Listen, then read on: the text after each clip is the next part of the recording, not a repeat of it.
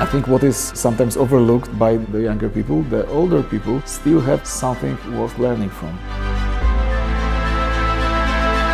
The manager's role cannot be only to just leave space, because if somebody will have the idea to fill this space, great, there's nothing else to do. But if there are no ideas and nobody is filling the space, you will have nothing.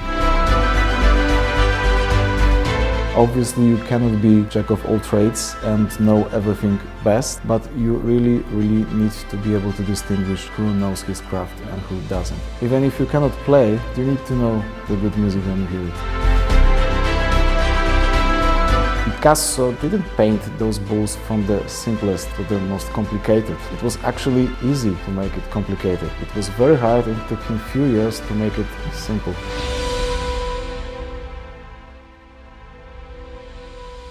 This is CIOnet TV. My name is Hendrik Deckers. I'm here today with Krzysztof Dąbrowski, who is the COO of mBank. Welcome, Krzysztof. Thank you for having me.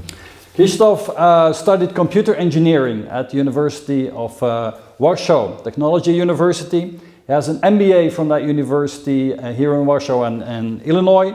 He worked in several companies in software development. He was the CTO of Allegro, who was the, let's say, the better version of eBay here in Poland. And for the last 6 years, he's been at mBank, for 4 years as CIO, CTO, and now for the last 2 years as Chief Operating Officer. So welcome, Krzysztof, to this conversation. We are in lovely Warsaw here today.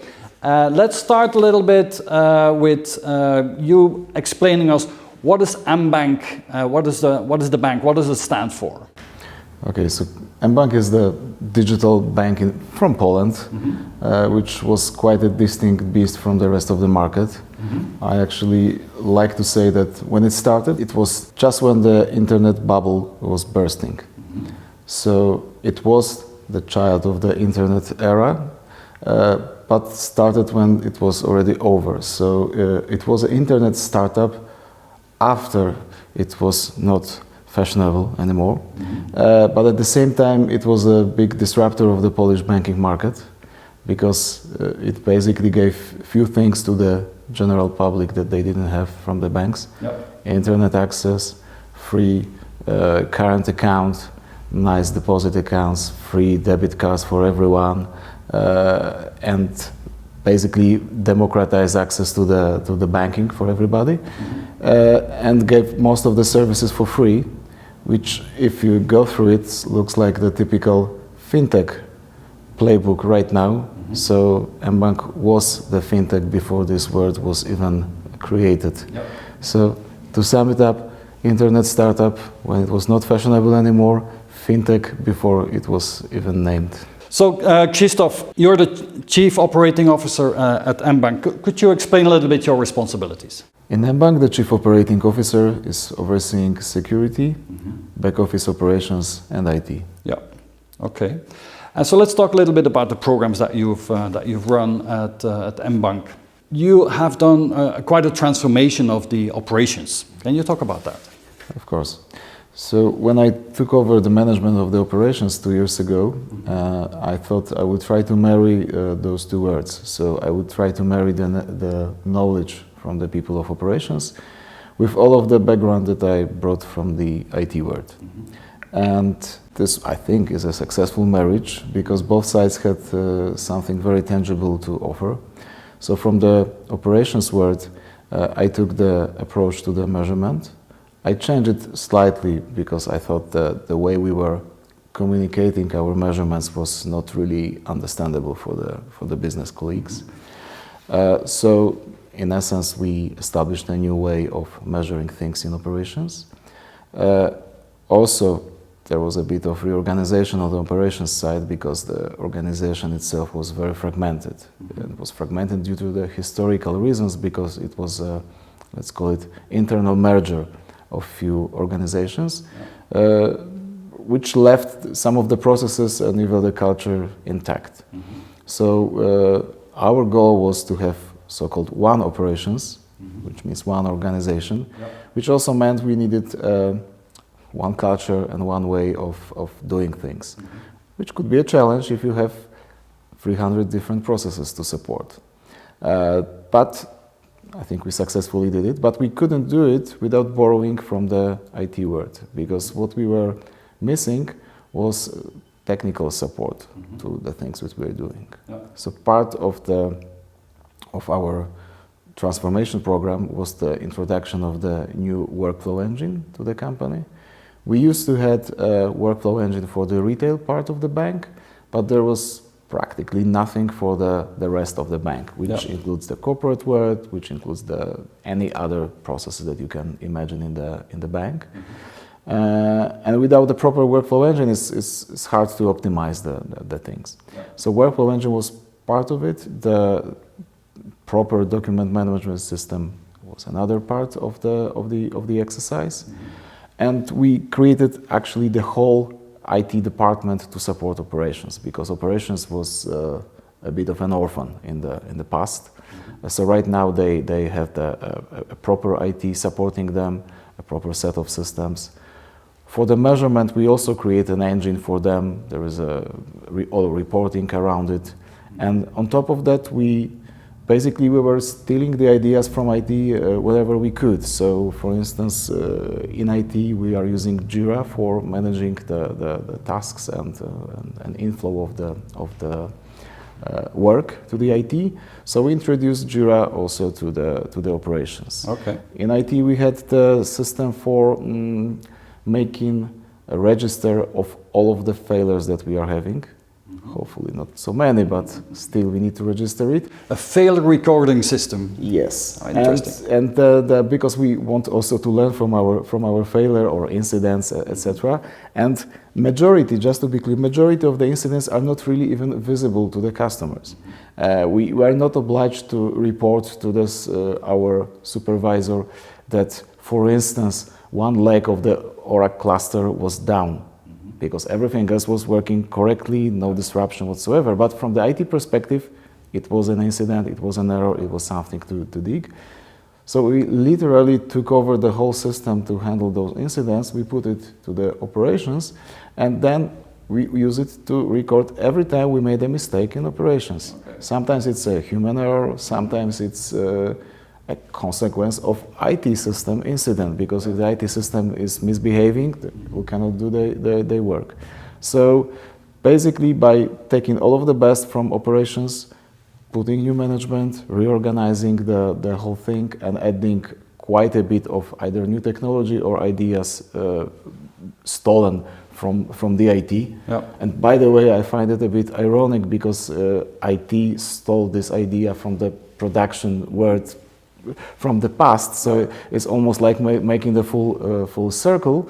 But yeah, because of that, we could have it all together in our operation transformation. And could you give a bit of context? How big is operations? How big is IT? How big is security? Okay, so the operations right now is around 650 FTEs, and I on purpose use the word FTE because it's not only the valued people that we have, but it's also includes all of the overtime, all of the temporary work, etc. So it just gives you the number. Actual amount of our colleagues is slightly less than 650.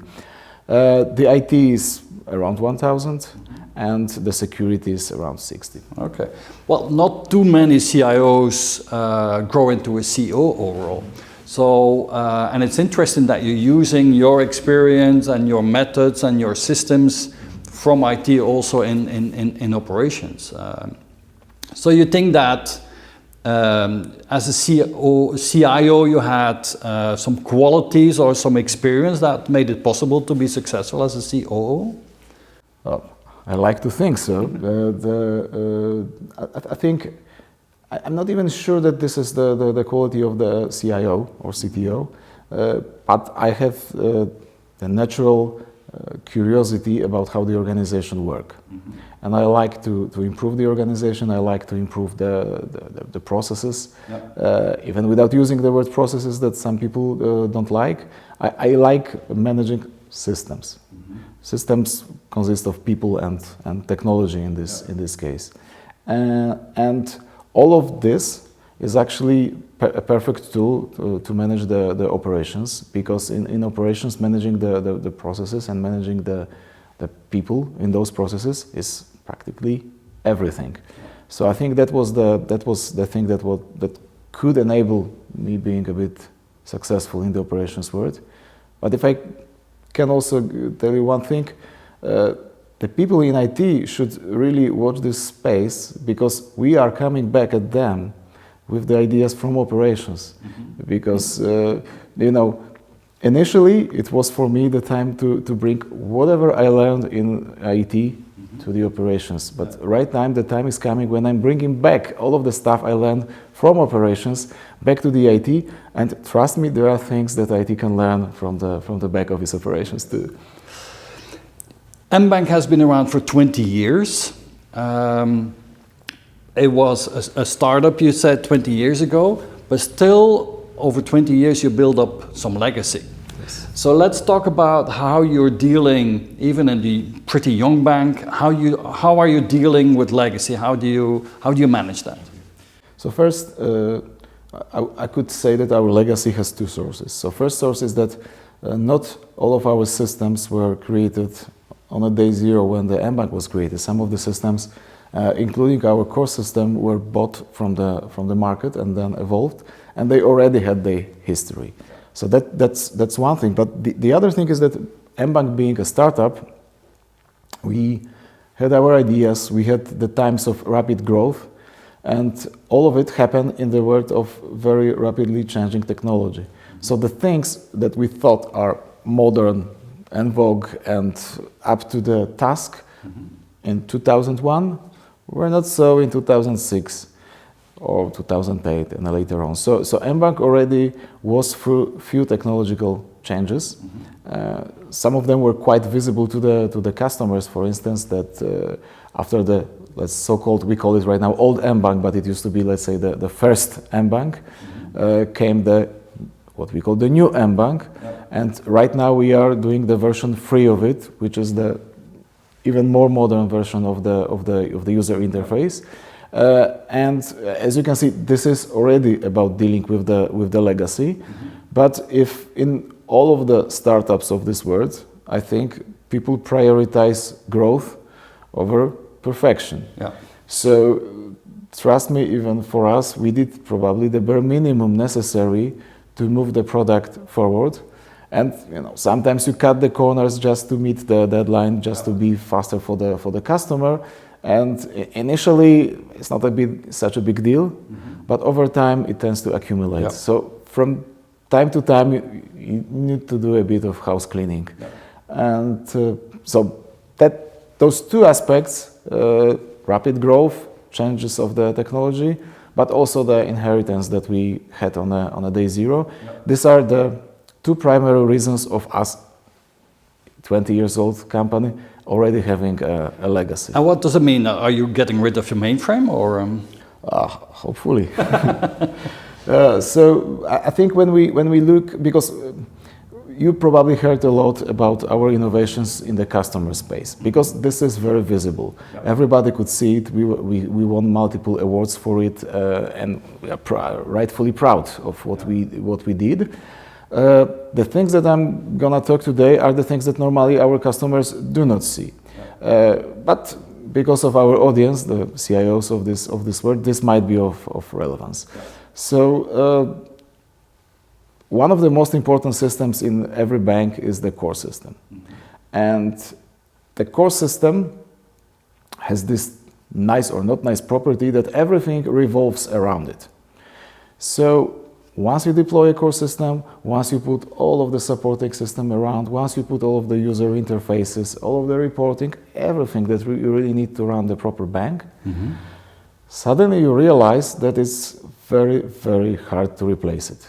Because replacing such a core system either means that you have to replace everything else, or at least significantly re-implement everything else, or you are creating some kind of translation layer to make the new system appear like the old system, which adds complexity, adds cost, and to a certain degree defies the whole reason of changing the core if the new core has to pretend it's the old core. So we were thinking, how can we go around the problem? And part of our problem was that functionality-wise, we are pretty happy with what we have. So we are not complaining that our core system is lacking features. We are a large software house. We are evolving it on our own. So whenever we need a feature, we develop a feature and it's there. So that's not the reason. But part of the problem with our retail core was that it runs on mainframe. It's the cost part of the equation, but it's written in COBOL, which means lack of new talent on the market. And we have to basically live with this situation. We cannot really convince any of the technical university to run the full COBOL course for us. They don't do it anymore. Yeah. And the young generation of developers are not so keen in learning a technology that they don't think is very marketable outside of the banking context. Even though you can get some good fees nowadays with the COBOL expertise. Of course you can, but these are us old people talking about the rational choices, but people also want to have some fun in life, and the fun is to develop in all those modern technologies and languages. That's what they want. So we try to give to them what they want, and at the same time we don't want to re-implement the whole bank because this would kill us on the cost basis. So our idea for the mainframe part was, we are working with let's say a small compiler boutique company that is helping us running the whole program, and they created a very good compiler that basically takes the COBOL source code and emits a .NET bytecode. Okay. And we work with them for the last few years already. We fine-tuned the product, the compiler, to work with our code base, because our approach to the problem was that we do not want to stop the world. We do not want to interrupt our business growth. So we wanted to have the same source code base run on the mainframe and run on the Windows.NET platform. Yeah. So we were, rather than basically changing our core to work with the compiler, we found a good partner in the Raincode company to modify the compiler to run with our code. So that's why it took a bit of time, because it was an iterative process. But right now we do have a working system. And I understand that's a Belgian company, no? Yes, that's a company from Belgium, and they really know what they are doing. So we really enjoy our collaboration, and we have a running system that basically does exactly the same as our mainframe system, but in the .NET platform. But now on .NET, okay. Now on .NET platform. And so that makes it very flexible, and so you can get rid of the mainframe and save a lot of cost then. Yes, cost is very important part, which basically it's financing the whole project. But there are two more very, very nice things. First, let's use the fashionable argument, is that, but it's also rational, not only fashionable. Once we migrate to the Windows world, we can run in the cloud. Mm-hmm. Okay. Currently, we are forced to run in a centralized architecture because of the mainframe. We could forget about the cloud. Because we didn't want to have a very big bank migration, we created the technology that will enable us to run our new system side by side with the old system and migrate per customer, even per customer, which basically means that we created a mechanism for horizontal scalability. And that's why I'm saying we could run it on the cloud, because after the migration, I don't need one large mainframe scale Intel box to run my system. I actually can run a large cluster of the system, which gives me very good. And that would be your goal? That you can that's our goal. Run your complete infrastructure in the cloud? Over time, maybe yes. I'm saying maybe because it's not always that the cost equation is working for us with the current cloud offering, but for sure majority of the loads can be moved to the cloud. And actually, from the banking perspective, if you cannot move the core and everything around it, you just end up with moving peripheral stuff. And okay, we can move the peripheral stuff. Yeah. We can have a nice interview and I could tell you how cloud enabled we are and everybody will agree. Mm-hmm. But I don't think that's up to our ambition. So if we are going to say that we are really a cloud company, yeah. Our core has to run in the cloud, yeah. And it will be. And so your core has served you for the last 20 years, yes. And so you're convinced now that with this migration, let's say, you're ready for the next 20 years, or how do you look at that? We think so because of the second property of the technology that we develop is that in the new world, we are going to be able to mix and match any .NET code with the COBOL code. Okay. So suddenly we can gradually convert our system to more modern programming languages, mm-hmm. Or we can stick with the COBOL when we want to stick with the COBOL, and we are not forced to massively invest in rewriting the old code that we don't need to change. Mm-hmm. And all of the new stuff can be already developed in C#, for instance, or whatever else language you will can come choose. Up in okay. Yes. So I think that's really from us a massive opening up of our choices and of the platform. Is this something that other banks are doing in similar ways, or are you on the forefront of this kind of transformation, let's say? I wouldn't like to say that we are the first one because it wouldn't be true. I think we are the second one, but the systems on the mainframe tend to be very particular to the organization. So there was one company that did it in Denmark that we were also in touch with them. Yeah. But their technical environment is slightly different than us. So we had to create a new compiler, yeah. And the batch processing is way easier than ours. And I'm not saying this to boast. I envy them that the batch processing was much more organized than ours, which yeah. meant it was easier to convert. Yeah. Our batch processing is much more complicated and challenging. So we are in a very small club, I would say. But I think once we are done with it, there will be more organization with the appetite. So there will be many CIOs that will contact you to learn how you've done this, I can imagine. Maybe. Especially after this interview. So about getting rid of legacy, mm-hmm. What other projects are you running? Okay, so the other project that we are running is that, surprise, it's not our only core system that we have, mm-hmm. because we have the other core for the corporate system. Okay, corporate banking. Corporate banking, yes. And it's a completely different technology. It's created by the company named Temenos. Mm-hmm. I don't believe it's even supported by Temenos anymore because they moved forward with the product and we stayed with the older version. Yeah. And we even bought the source code from them. So in our tradition of being the software house, we took it on our shoulders and we developed it. Mm-hmm. And again, we were blocked by the cost of replacing it, because replacing it would mean replacing the corporate bank or re-implementing the corporate bank. We were not ready to do so. So we already had some lessons from the retail part replatforming.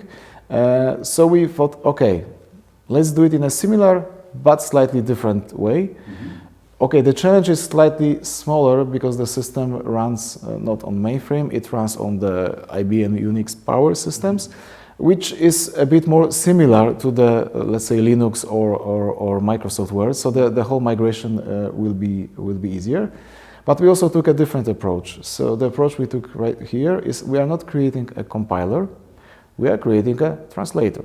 Okay. Because the Temenos system was written in JBasic, which is a proprietary language of Temenos company. Mm-hmm. And together with the same company we use for the mainframe replatforming, but I guess with much more input and ideas and labor of our own people, we are creating a translator that will take JBasic and spit out the C#. Okay, cool. But from now on, we will just cut off all of the ties to the old technology, and not like with the COBOL, where we still have COBOL after the replatforming. Here, we will, from certain day in time, we will just have a C# code. And that works, this translation? It works. So we have the translator. The translator is quite advanced. Mm-hmm. would say majority of the code is working right now. There is a bit of the work, especially on the batch processing side, and also there was some C++ legacy code that was also done by us and intermixed with the whole thing. So we need to convert this C++ to work with the, let's say, new platform that we are creating. Yeah. But I think this, if fingers crossed, we should be able to finish both of the projects at exactly the same time and be free of our legacy. Okay, that would be great if you're in that situation, because then you can invest more in new stuff and Exactly. and further new functionalities and give better service to your clients, different clients, and so on. So you've replatformed the retail bank, you're replatforming the corporate bank. Yeah. How, apart from these two, I can imagine, big projects, how is IT organized today in mBank? Mm-hmm. So our IT, maybe it's not very complicated. We are organized around our business. Mm-hmm. So we don't have, sometimes there is a traditional functional division of the labor. In our case, the only division of the labor, functional division of the labor, is between the operations side, IT operations side, and the development. Mm-hmm. So the whole development is organized around the business, or around the business lines, the customer in this case, and they do directly work with the business. We try to work in an agile mode, using different methodologies. On the ground, on the team level, it will be Scrum, but on the higher level, we are experimenting how to run a larger organization in an agile way.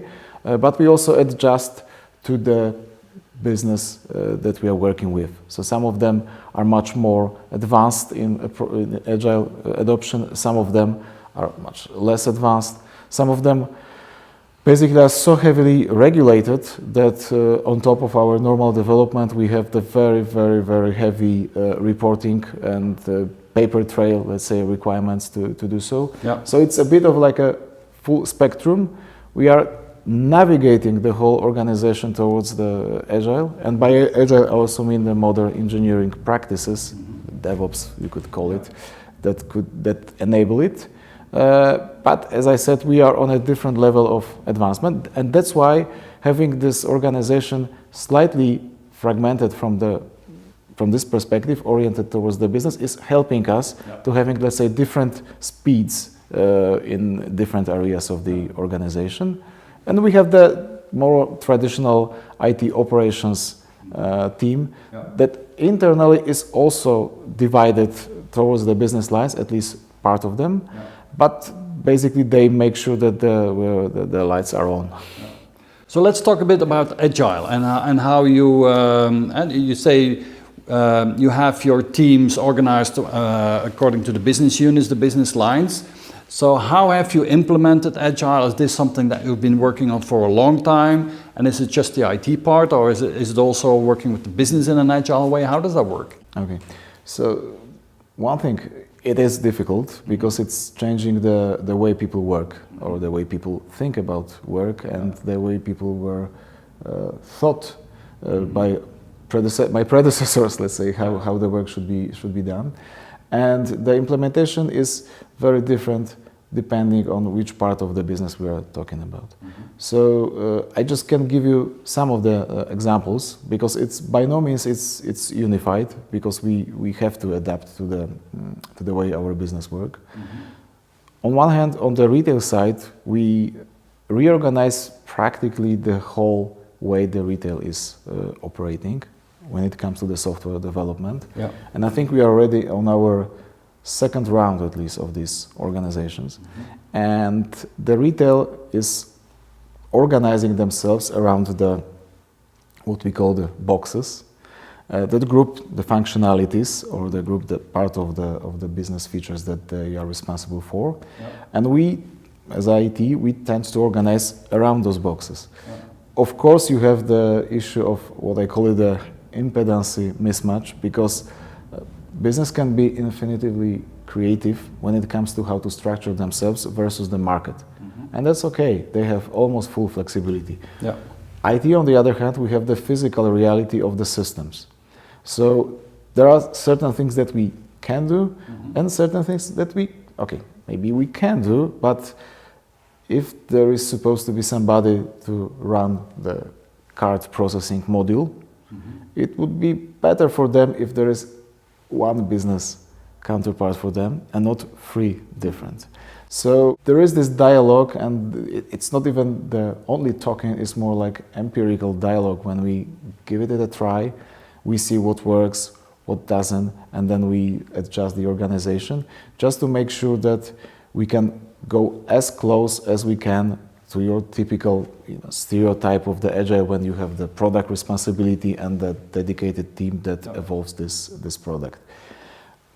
On the other side, for instance, in the corporate world, where we were starting more from the project-driven organization, this is where we're creating, let's say, islands of agile, whenever it brings most of the value. So one of the examples is what the current head of the corporate business, he really wanted to work in a smaller chunks. As IT guy, I would say in an incremental way. Yeah, good.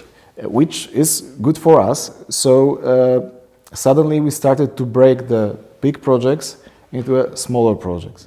And one example was actually the introduction of the workflow engine to the corporate world, when we said, okay, we'll go process by process, and we will not make a big chunk of it. We will just take one process, user interface, to the client, collect the feedback, reapply the lessons, and so on and so on. Yeah. And initially it was very painful, because everybody had to wait, I don't know, at least half a year to get the first results, because we were implementing the new platform.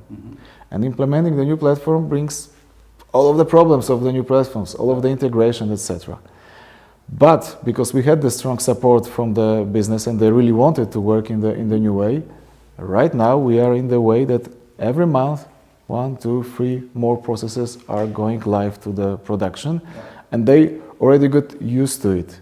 So now going back to, hey, let's have a 2 years long project to have all of this digitized would be a no-go. Yeah, and at the same time, I still have places where I really work like a waterfall, when I have very strong specification, when I have very strong regression testing, when I have the approvals, signature, etc.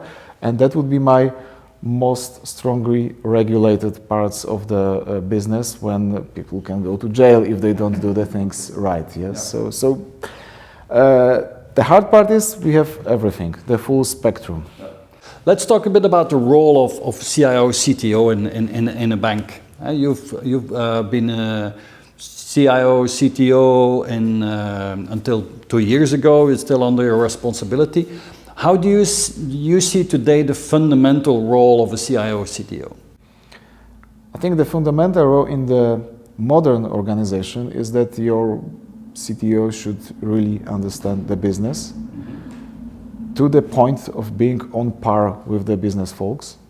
He might not have the sales instinct, he might not fully understand how to really make money, but he really needs to know the business in and out in order to be able to generate the ideas how to run the business in a modern way. Yeah. The current CTO cannot expect that somebody will tell him or her what they need, what they expect. Current CTO should be able to, based on business ideas or wishes or moonshots, be able to generate the approaches, the system approaches, or even the product ideas, and then it should be able to make them happen. And my personal experience is that IT people had a lot of, at least in the last 20 years, had a lot of self-reflection, how we should run our business, how we should run software development, tons of publications, tons of analysis, tons of benchmarks, and people are really, really thinking, asking those questions.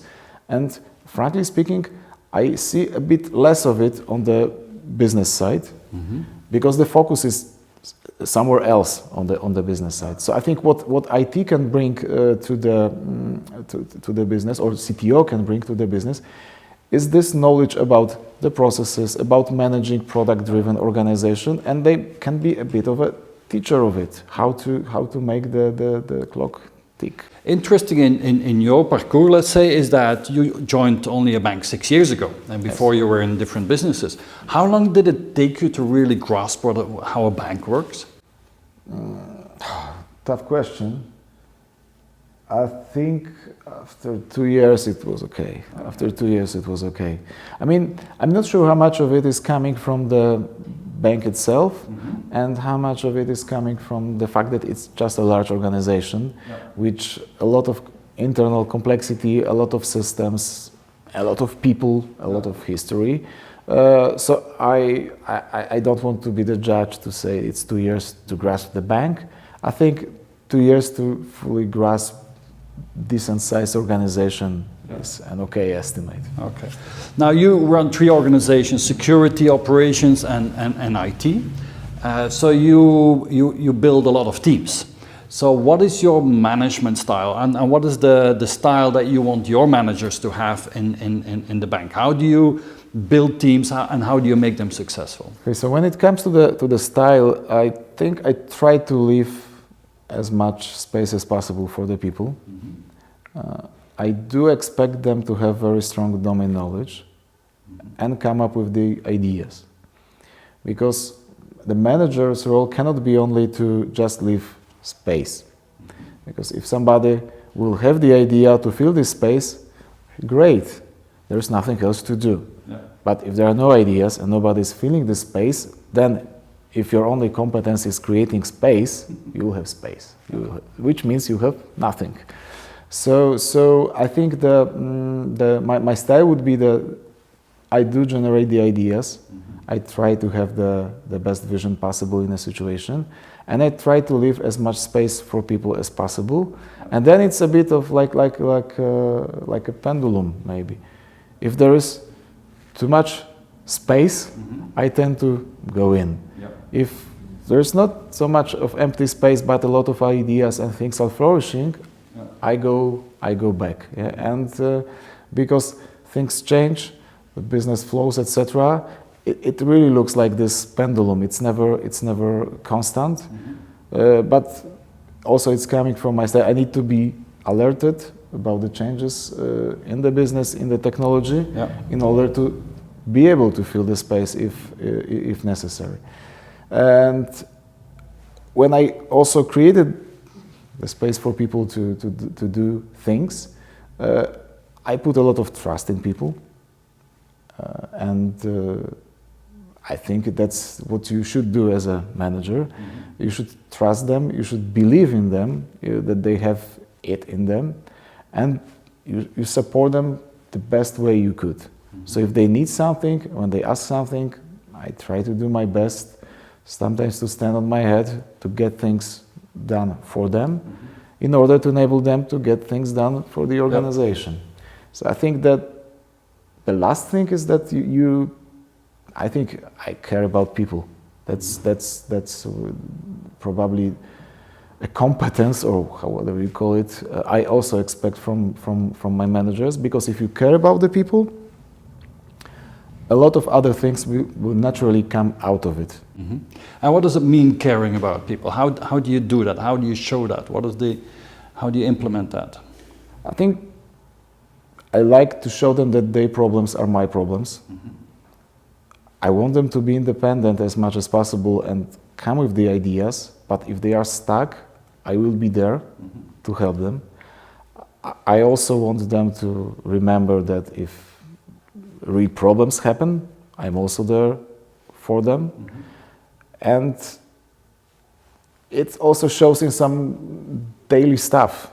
If somebody is coming and needs your time, I do my best to have this time.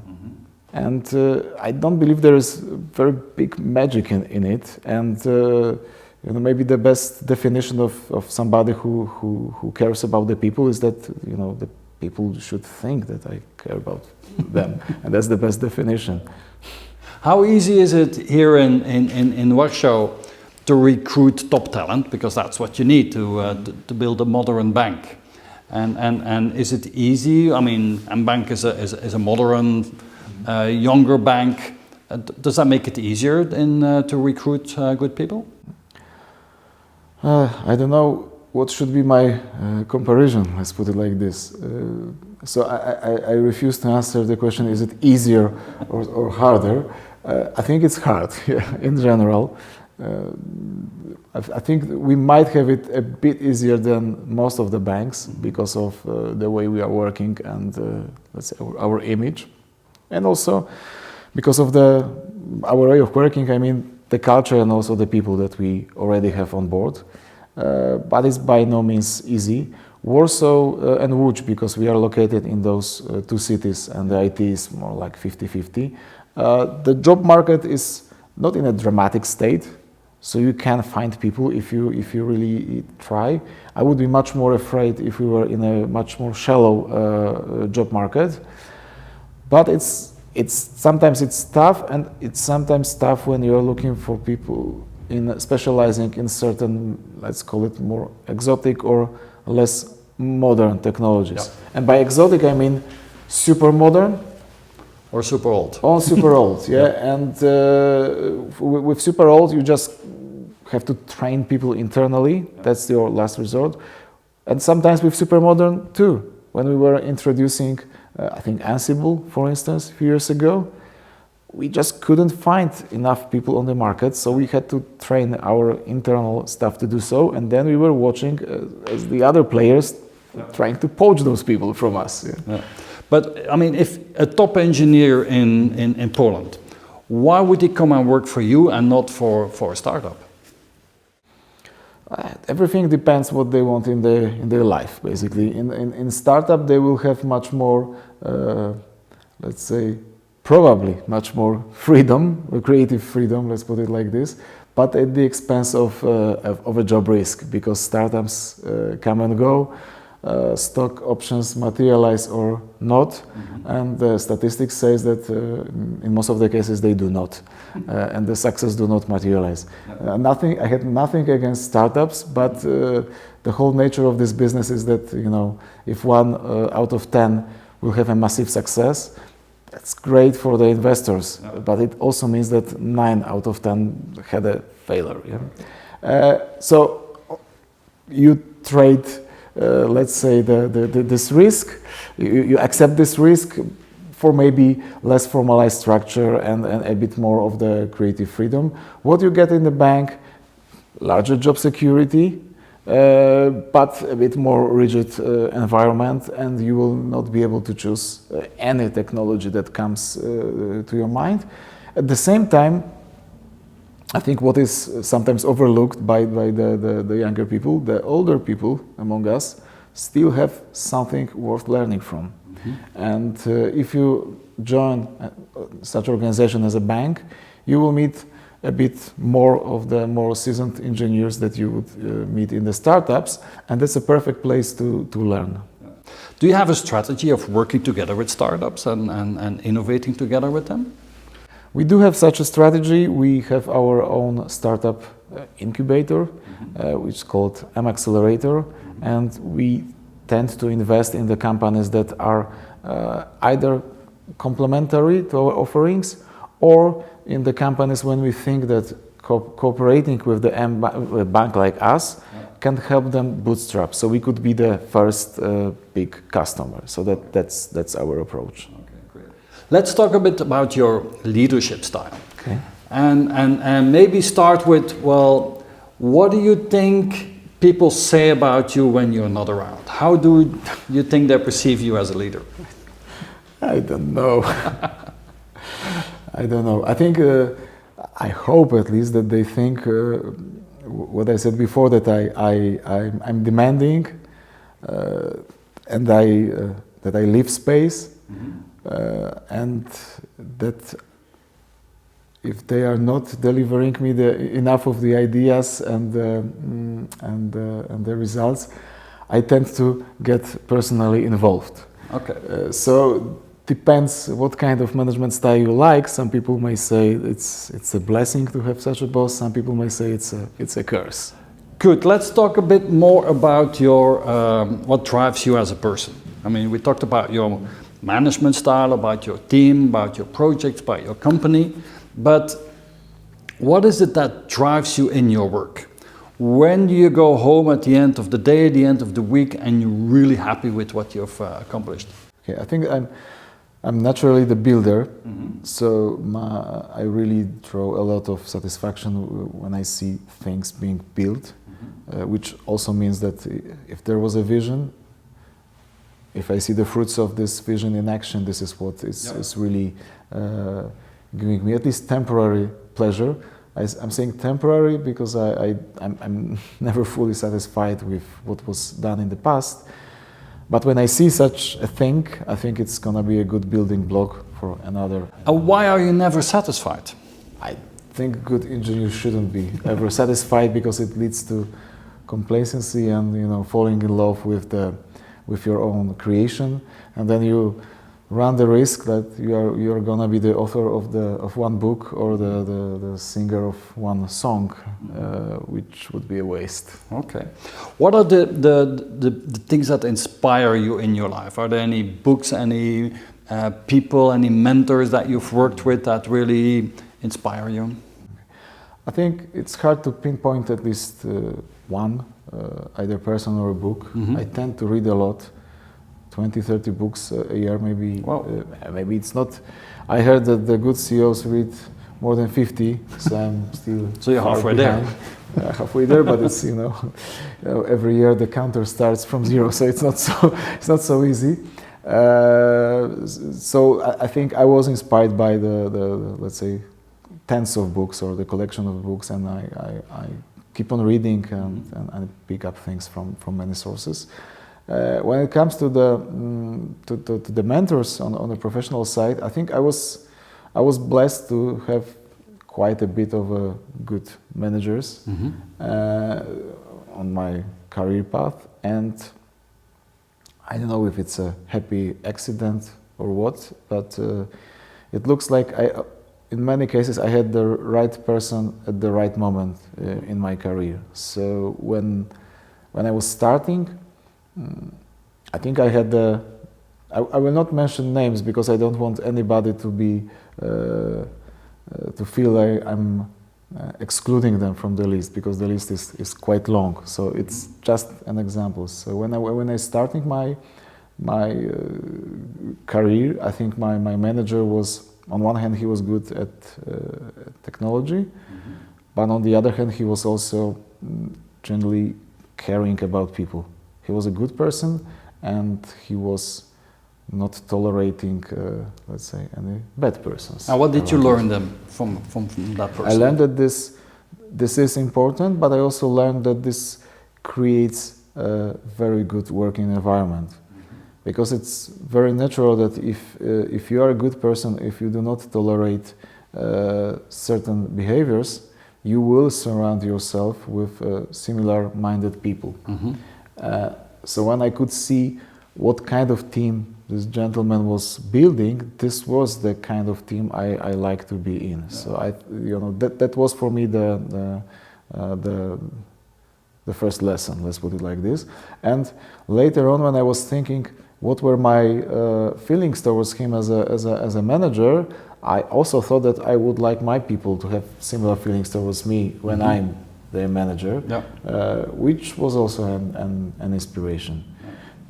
Then I met another example would be, I met the manager who was a total freak of personal development and all of these soft skills things, which were kind of alien to me at that point in my life, because I was just an engineer who was using his common sense, let's put it like this.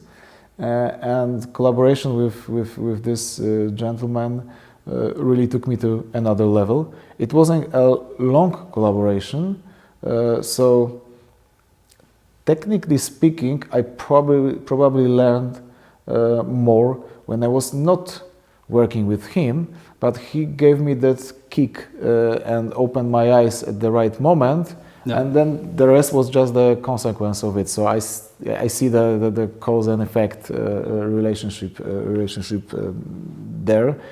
Then I was working with a lot of brilliant people. In particular, one of them was a business guy who really got the IT right. I mean, the collaboration with the IT in the right way, but who also had this, what I mentioned before, that he had also this knack for changing the organization and understanding the internal mechanics of managing the larger organization, which really makes the conversation, decision-making process, and also the say approaching the problems with the organization so much more easier from my perspective, because we tend to read similar books, we tend to understand the similar concept, and then we can either agree or disagree, but on the grounds of a certain theory that we both understand. So also he gave me the perspective how a very good collaboration between technology and business could look. So I think that at least few of those people that made the last. So you learned how to lead a team and how to be respected and treat a team. You learned that personal development is and soft skills are important and how to work with them. And you learned how to do reorganizations and restructuring of companies. Is that correct? And during this journey, because I still consider myself as an engineer, I also met some people that really showed me how great engineers they are, and that to a certain degree I will never ever play in their league. And you know, part I think of being a good manager is you need to know the good music when you hear it. Even if you cannot play, but you need to know the good music when you hear it. You need to really understand who are your key people and how can you distinguish between somebody who knows and somebody who doesn't, somebody who has a talent and somebody who is just pretending. And obviously you cannot be jack of all trades and know everything best, but you really need to be able to distinguish who knows his craft and who doesn't. And I really appreciate craftsmanship, and I hope that I can pick the good guys from the average guys. You told me in your office you have a number of paintings from Picasso. What is it what are the paintings about, and what does it teach you? Okay, I think I stole this idea, so I will leave it to the watchers of this video to find out from whom I have stolen this idea, but I'm not admitting that I invented it in the business context, at least. Pablo Picasso, he painted a series of pictures of a bull, and it took him a few years, and the basic idea was that he wanted to get of the bare essence of bull. And he started with something that was quite a detailed picture of the bull with the fur and everything you can imagine the bull has. And then over the years he was trying to paint the same picture with less details, but at the same time still showing you the bull. So you have to think only 1 millisecond and say, hey, that's a bull. So in my room in the office, I picked 6, I think, of those pictures, and I put them in sequence from the most detailed to the least detailed. And the message that I try to convey is that you should always aim at the core of the issue and solve it in a simplest possible manner without all of the unnecessary distractions around it. And this picture basically shows it. If you want the bull, that's the bull. This is also the bull, but it took few more years to develop it. And I think the message to the maybe aspiring engineers is that the Picasso didn't paint those bulls from the simplest to the most complicated. It was actually easy to make it complicated. It was very hard and took him a few years to make it simple. And that's the core of the message. Like it's more work to write a short condensed email than to write a long email, right? Exactly. I didn't have the time to write you a short letter. Yes, that's the same. That's the same metaphor. Simple is hard. Yeah, simple is hard. Very interesting. So, Krzysztof, let's talk about your family. You have a family. You have 2 kids. They're 6 and 12. What are the values that you want to give to your children? How do you want them to live? But what values do you want them to live? First of all, I would like them to be good people. I want them to respect others. I want them to be nice to others. I think there is, in general, too much violence around us these days. So they shouldn't add to it. I want them to be curious. I want them to learn a lot, as much as possible, to keep on developing. And by being able to learn a lot and developing, they should not be afraid of the word, because if they will stumble upon something unknown, there are ways to learn about it. People did it before, they can do it too. And as much as possible, I would like them to be self-sufficient, so they should be able to carry on in their life on their own without relying much on anybody. They could, if they choose, to rely on somebody, but they shouldn't be forced to rely on somebody. And I hope if they can be happy with all of those values, even better. So, and are these also the core values that you live by? I like to think so. Okay. Krzysztof, you were a successful CIO, CTO, now a successful COO. So you made quite a career. Younger people that have the ambition to play similar roles in the future, what would your advice be to them? How can they make sure that they're successful? Make sure.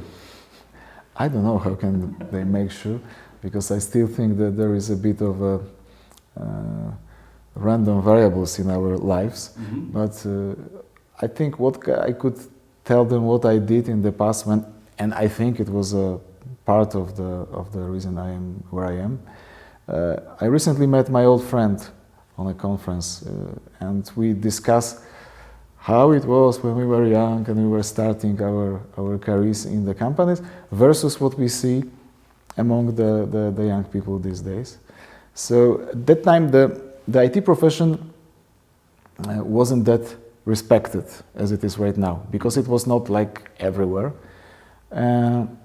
So also, if you look at our salaries at that time, they were not spectacular, let's put it like this. It was, I think, 1996, so it was even before the internet bubble that inflated the IT salaries a bit.